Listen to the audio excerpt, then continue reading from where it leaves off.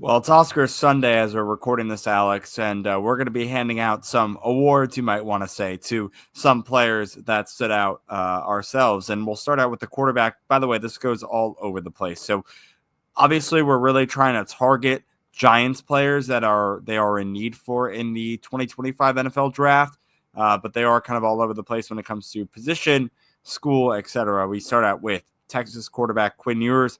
He had a really impressive day. He went 18 for 23 in drills. He was looking very good. And also alongside him, actually, you know what? I'll go in order of the quarterbacks.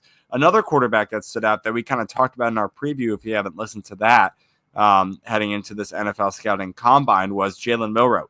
You know, a guy that really did not do well towards the end of his season, and also I believe in the Senior Bowl it was, and it was a guy that we said in order for his draft stock to rise or even stay the same, he really needed to show out in the combine, just with everything with his draft stock dropping over the last 2 months. And he kind of stood up to that. He stood up to the challenge, and he did just that. Alabama's Jalen Milroe ended up with a solid performance. He had a really nice deep throwing drill. But Alex, I know you have more about some testing because he didn't do the things surrounding the passing. Yeah, I think what was really interesting for someone like him is the fact that he didn't really participate when he's such an amazing athlete in terms of the physical drills. Like we could have seen Jalen Milroe run in the 4 4s, possibly, definitely 4 5s. And he would have put up a good performance, good metrics in the other areas. And I think his main advantage over anybody else in this draft class is his athleticism, right? That's the only thing that really sets him apart compared to the other guys. And the fact that he decided to not go out and show that was definitely a little bit confusing for me. Because if you remember, what is it, 3 years back now? Anthony Richardson, 2 years back, I should say. Yeah, because he was he was fourth overall 2 years ago. Yeah, so 2 years ago, he went out, he went to the combine, and he ran a 4.44, and that probably propelled him into a top 10 spot because before that, we were talking about him maybe in the teens, maybe even a little bit in the 20s. But he goes out, shows out at the combine physically with those metrics, and he really bumps up draft boards. And it could have been a similar case for Milroe, but for some reason, his team and him just decided that wasn't the right decision. But I think that was like one of the most fascinating things from this weekend for me was his decision to not participate in the physical metrics. And I think it is going to hurt him in the long run.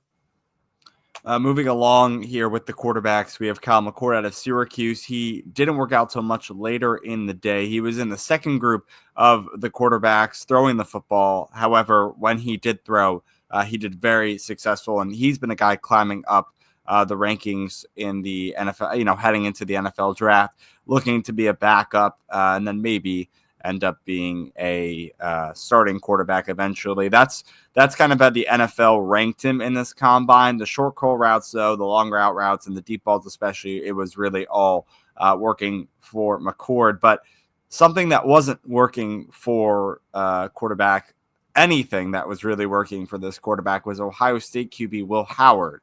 He had the worst scouting combine ever. If you watch the highlight tape, it's all over Twitter. It's all over any really social media that you want to I watch. You wouldn't look up say Will highlight Howard. tape, Josh. Low light tape for Will Howard is out there for anyone who wants to watch it on social media, and it is atrocious.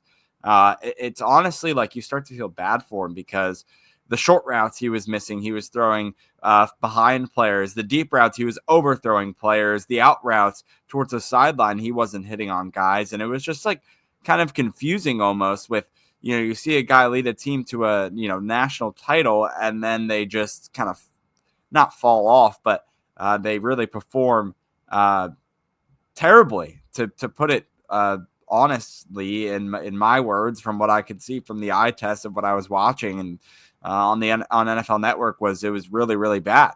And it's funny because everyone in the comments that I was reading on Twitter was, well, we saw this from another national champion. That was just last year. JJ McCarthy, if you remember him, he had a really bad combine, and it kind of tanked his draft stock a little bit there. So maybe this is a national championship quarterback thing, Alex. I don't know. Maybe they're better when they're playing in the actual games, I guess, and that's what it is. Because then there were Ohio State fans in the comments as well saying, well, this is not in the game. He just looks bad. He's not good in practicing with no coverage, and he's better in game time scenarios. Okay, fine. But you would think that it would be the other way around when there's no defenders on the field and it's just you and one receiver. You'd be nailing every single throw, especially if you're going to be a quarterback in the National Football League. And he just really failed at that this weekend. Yeah, I'd say probably out of all the drills that are done by all the different positions, I would say the throwing session is probably the most deceiving of them all. Probably the least important, the least stock should be taken into account for them. And I think that's just because with the quarterback position, you see so much on film, right? From all their games that they've played. There's the Senior Bowl, there's their pro days. The amount of passes that are on film for these guys is just enormous. And the fact that they can't connect at all during the combine, while that should be probably a complete turnoff from drafting a player altogether, it's generally not. It's not a very important thing. And it doesn't usually lift or sink QBs that much. Because you mentioned JJ McCarthy, Josh. He didn't have a great throwing performance, but he probably only fell maybe a spot or two because of that. So I wouldn't say it's disastrous for Will Howard. He was probably going to be a mid-round pick anyway, and I think he'll still be a mid-round pick. He might lose out on, maybe 10, 15 spots or so. But it was definitely, from a just visual, watching experience, insane to see a soon-to-be professional quarterback throwing at a level that I see outside when kids are tossing the football around in the park, because that's kind of what it felt like, to be completely honest. Yeah, Alex, I mean, you look behind me, you see the toilet paper there. I mean, Will Howard might need that because he was ass. Like, I'm sorry. It was so bad. I saw it behind me. I was like, this is pretty unprofessional of a setup. I apologize. But, I had to use it to my advantage. So use the things that you are given, and it just worked out there. What also worked out for some Ohio State wide receivers that dominated on their day to shine, Jaden Higgins and Jalen Noel. Noel, will start with him first, a 41.5-inch vert, 11'2" broad jump, 4.39 40-yard dash, all weighing at 194. Explosive route runner from the slot. He'll win with his density, power, and clearly elite speed that he showed in that 40-yard dash. His athleticism translated seamlessly to on-field drills as well. Higgins, he's 6'4", 214 pounds. He really impressed with a 4.47 40-yard dash, 39-inch vert, 10'9" broad jump. Already known for his savvy route running and high football IQ, he now has the verified athleticism to add that other dimension to his game. So Ohio State shining through when it comes to their wide receivers in this NFL scouting combine. And then, Alex, one more real quick is a Texas wide receiver, Matthew Golden, ran a 4.29 40-yard dash, trying to compete with Xavier Worthy for the fastest time set last year. Had almost 1,000 receiving yards this past season. He also had 9 touchdowns. He's probably going to go in now to the first round, possibly, but definitely one of the best wide receivers heading into the draft. Yeah, I saw someone on Twitter say this, Josh. Who would you rather have, Jaden Higgins or Jalen Noel? And someone in the comments just said yes. And I think that's the best way to respond to that, because you can't go wrong with either of those guys. The way they just jump off the screen on film, the way they jumped off the screen at the combine, some of the numbers they were putting up, absolutely insane from two guys who are just playing together, at the college level, and probably won't be playing together at the NFL level, but it'd be really fun if you could see that. But yeah, both those guys, you get a little bit of everything, a little bit of a slimmer guy, a little bit of a bigger guy, a guy who really has that elite route running. Actually, they both have really elite route running. Guy who has more speed a little bit versus more IQ. I mean, you just can't go wrong with either of these guys. And Matthew Golden out of Texas, I mean, 4.29.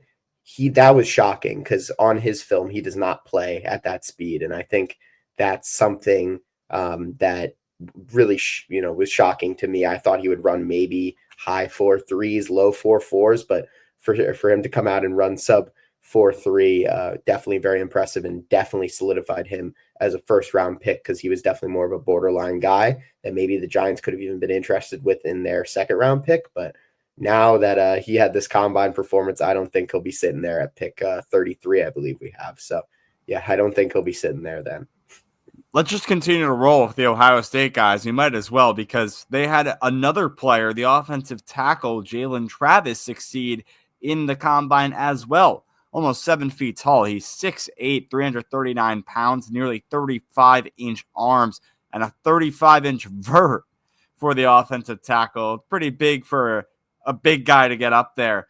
9'4" broad jump, and then that is one of the best in the offensive tackle range for this NFL combine. And then moving from an offensive tackle to a defensive back, Nick Eman, I think it's Iman Wari, the 6'3", 220 pound junior, defensive back. His size and grades alone weren't impressive enough. He tested as one of the best athletes that PFF said they've ever seen. His 4.38 second 40-yard dash, 43-inch vert, 11'6" broad jump. They were all above the 90th percentile for the position, and let alone his weight-adjusted scores. Alex, I know as a numbers guy and a stats guy, the whole percentile thing, you really like that. Yeah, I'm always a big percentile guy. I'm a big statistics guy. I do enjoy that, and I'm interested to see, what all these numbers end up being in terms of like their confirmed spots when we get those in a couple of days and kind of how that all comes together. But yeah, in terms of pure athletic freaks, this class is full of them. And I want to go back to Jalen Travis. I mean, his size, the broad jump was so impressive. The way he just like walked, this sounds silly, but the way he just walked around, you just felt a presence. No way you're talking about aura right now. No way. Oh my goodness. I didn't think an aura discussion was going to make it into the scouting combine recap here. I'm not using the word aura, but you were defining it from your explanation. You could feel a presence is all I'm going to say. Okay. But I would say one interesting note too, that I don't think you touched on, Josh, that I want to bring up. Will Campbell, tackle out of LSU, obviously very highly projected. I don't know why I didn't have him in the outline. I think because I think O-line, D-line's going right now, kind of, or they just finished up here. As the big shock with that was he had only 33-inch arms, which is rather short for a guy at that position. I believe he's only 6'4", 6'5", so he's a little bit on the smaller end for a tackle, at least of recent tackles that we've been seeing come out, like a Jalen Travis. So that is something that I'm interested to see whether that affects him or not. I'm honestly a big believer. This is kind of going off a trail here, but I'm going to say it anyway. I'm a big believer in not over analyzing like the physical metrics. Can I go off on that? Go for it. Because I just want to read something that I found from Trevor Sycamores come on this podcast a few times. From PFF, because you were literally just about, I thought this was the perfect time. I was going to bring it up after you finished. Holland Pierce, a senior, he just graduated, an offensive lineman from Rutgers, actually, and a Jersey guy from Trenton. So shout out. Let's go Jersey. Shout out Jersey. His combine measurements. Okay, ready? So his height, which is 6'8", 97th percentile. Weight, 341 pounds, 95th percentile. Arms, 36 inches, 94th percentile. Wingspan, 88 and a half, 99th percentile. Yeah. The second longest wingspan of any tackle prospect since 1999, before we were born, wow. Alex. Anyway, that's impressive stuff. No, and that's what I'm saying. But like, I'm not someone who's going to jump a guy up on my mental board for that versus downgrade a guy just because he has 33-inch arms instead of 34. Because really, how big of an impact is that really making on the football field? We all have seen Will Campbell's tape, right? I know people are freaking out on Twitter about him right now. And that's why I wanted to bring it up, because I thought it was an interesting topic. They're like, this guy's going to be undraftable, or he's not going to be able to play tackle at the NFL level. I'm like, relax. Have you seen him on film? Shortest wingspan of an offensive tackle at the combine since at least 2011.